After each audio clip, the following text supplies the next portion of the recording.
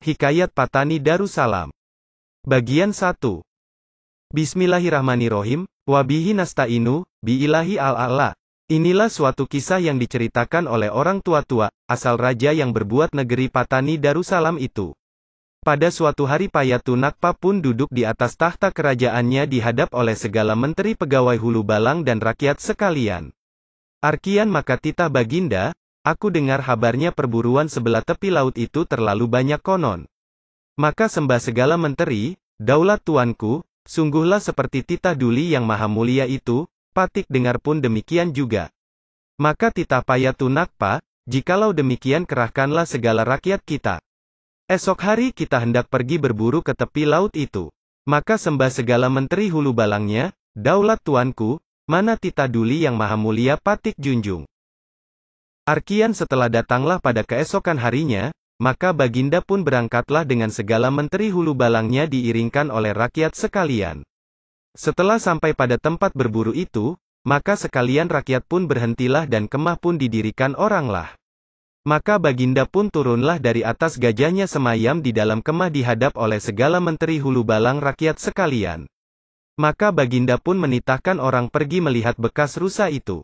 Hatta setelah orang itu datang menghadap Baginda maka sembahnya, daulat tuanku, pada hutan sebelah tepi laut ini terlalu banyak bekasnya. Maka titah Baginda, baiklah esok pagi-pagi kita berburu. Maka setelah keesokan harinya maka jaring dan jerat pun ditahan oranglah.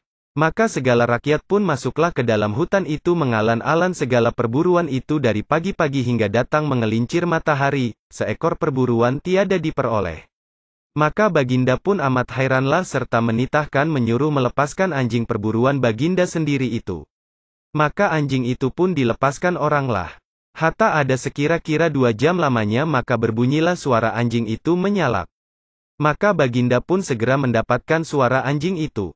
Setelah Baginda datang kepada suatu serokan tasik itu, maka Baginda pun bertemulah dengan segala orang yang menurut anjing itu. Maka titah Baginda, apa yang disalak oleh anjing itu?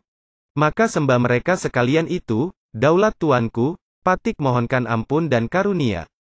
Ada seekor pelanduk putih, besarnya seperti kambing, warna tubuhnya gilang gemilang. Itulah yang dihambat oleh anjing itu. Maka pelanduk itu pun lenyaplah pada pantai ini. Setelah Baginda mendengar sembah orang itu, maka Baginda pun berangkat berjalan kepada tempat itu. Maka Baginda pun bertemu dengan sebuah rumah orang tua laki bini duduk merawa. Maka titah Baginda suruh bertanya kepada orang tua itu, dari mana datangnya maka ia duduk kemari ini dan orang mana asalnya. Maka hamba raja itu pun menjunjungkan titah Baginda kepada orang tua itu.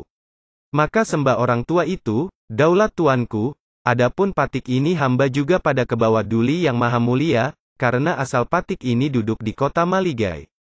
Maka pada masa Paduka Nenda berangkat pergi berbuat negeri ke Ayutthaya, maka Patik pun dikera orang pergi mengiringkan Duli Paduka Nenda berangkat itu. Setelah Paduka Nenda sampai kepada tempat ini, maka Patik pun kedatangan penyakit, maka Patik pun ditinggalkan oranglah pada tempat ini. Maka titah Baginda, apa nama engkau? Maka sembah orang tua itu, nama Patik Enciktani.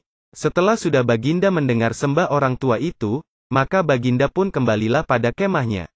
Dan pada malam itu Baginda pun berbicara dengan segala menteri hulu balangnya hendak berbuat negeri pada tempat pelanduk putih itu. Setelah keesokan harinya maka segala menteri hulu balang pun menyuruh orang mudik ke kota Maligai dan kelancang mengerahkan segala rakyat hilir berbuat negeri itu. Setelah sudah segala menteri hulu balang dititahkah oleh Baginda masing-masing dengan ketumbukannya, maka Baginda pun berangkat kembali ke kota Maligai. Hatta antara 2 bulan lamanya, maka negeri itu pun sudahlah. Maka Baginda pun pindah hilir duduk pada negeri yang diperbuat itu, dan negeri itu pun dinamakannya Patani Darussalam, negeri yang sejahtera. Bagian 2. Syahdan pada suatu ketika Raja Payatu Nakpa menderita sakit dan tiada seorang jua pun dapat mengobatinya. Hatta maka Raja pun berjanji akan masuk Islam jika penyakitnya dapat disembuhkan. Maka diundanglah Syekh Said dari kampung Pasai untuk mengobati Raja. Hatta maka Raja pun dapat disembuhkan daripada penyakitnya oleh Syekh Said. Kemudian daripada itu Raja pun masuk Islam.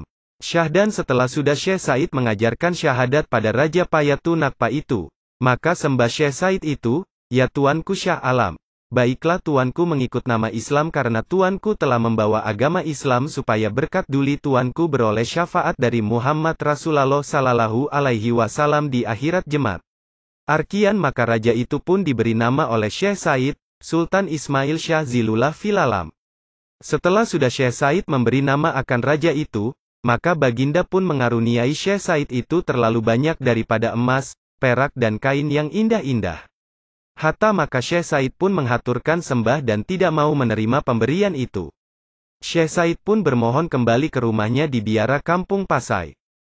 Arkian raja telah mungkir janji. Syahdan pada zaman itu tidaklah satu pun rakyat masuk Islam. Adapun raja itu sungguh pun ia membawa agama Islam, segala pekerjaan yang kafir pun tiada diubahnya. Selepas 2 tahun Baginda mendapat sakit kembali dan meminta Syekh Said mengobatinya semula. Syekh Said bersetuju untuk mengobatinya dengan syarat raja tidak akan mungkir janji buat kali kedua. Apabila sembuh Baginda masih tidak menunaikan janji sehingga Baginda jatuh sakit buat kali ketiga. Syekh Said bersetuju mengobati buat kali terakhir. Menurutnya, jika berulang lagi, beliau tidak akan mengobati lagi walaupun dihukum bunuh. Akhirnya setelah sembuh, Baginda yang memeluk agama Islam dengan gelaran Sultan Ismail Shah Zilullah fil Alam membawa pengikut-pengikutnya juga memeluk Islam.